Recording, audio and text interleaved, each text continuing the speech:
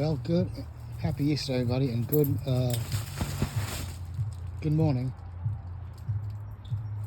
First time I've seen her do something like that. Can't believe she fit through that hole. Well,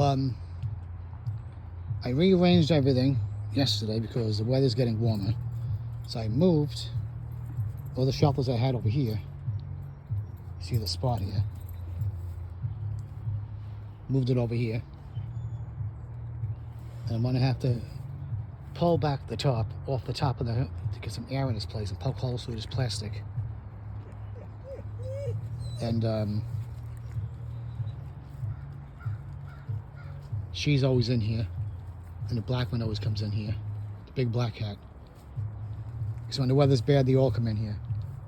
But the other orange one, I believe, was attacked by a raccoon because I haven't seen it ever since. Been almost a week now. Haven't seen the other cat. It's an orange cat.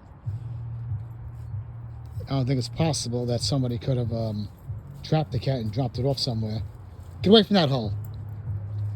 Get over there. Come on.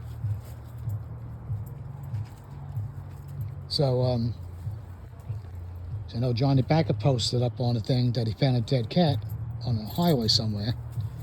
And it looks like the cat that I have here, one of the orange ones. And the orange one is missing. So, haven't seen the two of them together. Usually they're always together when they come in here. Sometimes they come in here one by one, but one's big and the other one's small. The small one is missing. And I seen pieces of orange hair laying around here last week in front of the shelter I had. That was right over here, and it was knocked off this 4x4. So I come to the conclusion that the raccoon might have got him, and either it got torn up and bled somewhere else after it took off out of here. It was mentioned to me I should have had two entrances because this is only one entrance that comes in here from over there. And so I cut a hole up over here so they have a way of coming in and out. So if a raccoon does come in here, they want to leave, they can leave. So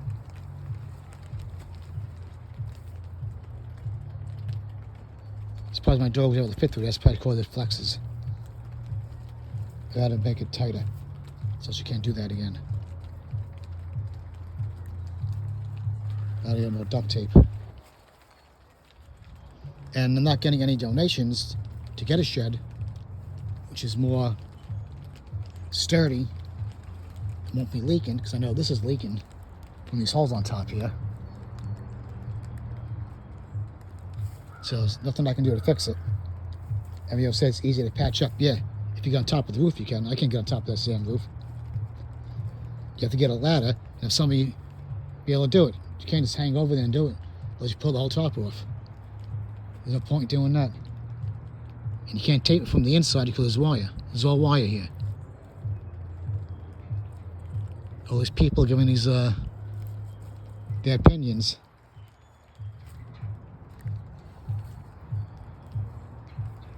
It's easier said than done. So, just like with people rescuing cats, it's easier said than done. It takes money, and it takes a lot, and it takes people and a teamwork to save animals.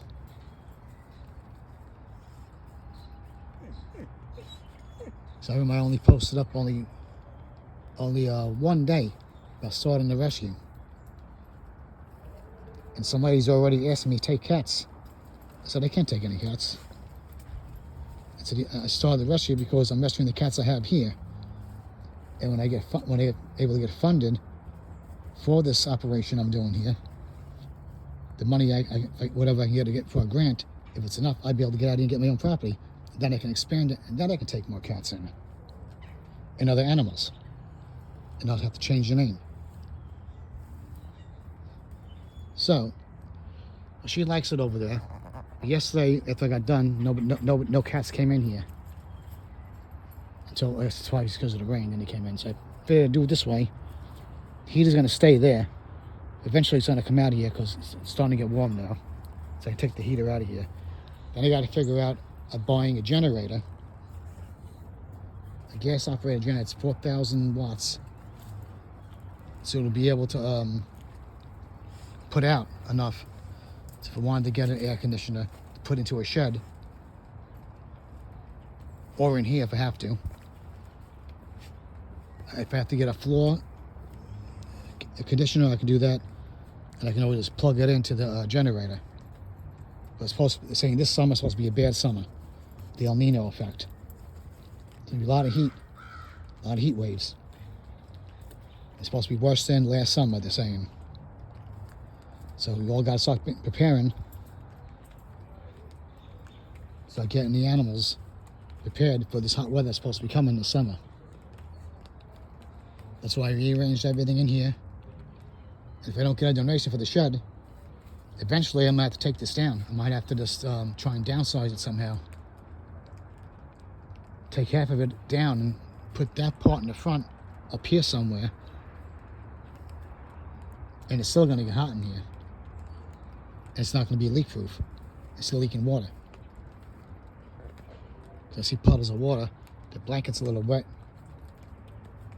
And it leaks over here too, over here. So I'm glad I had to move over this out of here. And the litter boxes are going to have to go.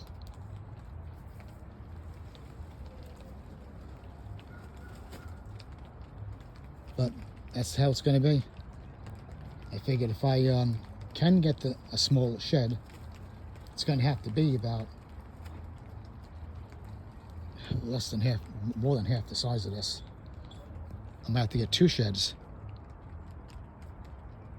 To get enough money to get 2 sheds, I have to get 2 sheds. Or let's get 1 shed and use that little thing right there. And just, this whole thing's have to come down. I had to figure a way out how to do this here with the shelters and the litter boxes. Or put the litter boxes in another spot. And put the food and make a feeding station for the cats outside. So raccoons can't go in there to eat, like someone mentioned. Because where they're supposed to feed them, they ain't supposed to feed the cats where they eat it, where they sleep, to protect them from predators. But because of this situation where I'm at, I started feeding him in here to get him to come in here, and then that's why the raccoons obviously they were in the woods and they came up in here. So that's how that went. It was a dire situation why this got started and why this is up the way it is. That's why it looks like a piece of garbage slapped together. That's how it had to be, to try and save the cats. But they winded up escaping anyway. The first week I got them all in here after they got TNR'd. They weren't going to be able to be trapped in here all this time anyway. They need light. So that's another thing I have to do. When I pull this back, they have to get light in here. Probably poke some holes in vent air in here. She doesn't want to play. That's why she's over there. She already said hello to you when you came in, so that's it. Let me finish feeding these guys. And that's how this is going to work. That's the plan. So if no donations come, this has to come down. They're going to be without shelter. All this will be stuck outside, not waterproof, and they're going to wind up going somewhere they're not supposed to be and wind up getting killed or trapped and dumped somewhere else. So that's the kind of neighborhood I'm living in.